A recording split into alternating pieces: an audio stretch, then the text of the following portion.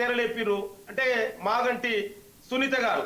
వాళ్ళ ఎవరైనా కూడా ఈ సంప్రదాయం గతంలో చనిపోయిన ఫ్యామిలీకి టికెట్ ఇద్దామంటే ఆనాడు కాంగ్రెస్ పార్టీ నుంచి గెలిచిన రామరెడ్డి వెంకరెడ్డి గారు చనిపోతే ఆ సంప్రదాయానికి తిలోదాలకిచ్చి క్యాండిడేట్ ను పెట్టినటువంటి వ్యక్తి కేసీఆర్.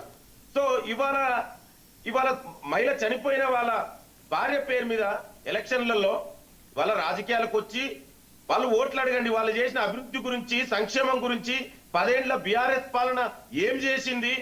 ఇవాళ హైదరాబాద్ మరి ఆనాడు మున్సిపల్ శాఖ మంత్రి కేటీఆర్ ఉన్నాడు. నీకు దమ్ముంటే నువ్వు చేసిన అభివృద్ధి మీద ఓట్లు అడుగు. అవేమీ లేకుండా మహిళను అడ్డం పెట్టుకొని ఇవాళ రాజకీయం చేయాలని చూసి ఏదో ఇవాళ డ్రామాలు, కొత్త డ్రామాకు అదే చెప్తున్నాండి, కొత్త డ్రామాకు తెరలేపిండు ఇవాళ బీఆర్ఎస్ పార్టీ కేటీఆర్.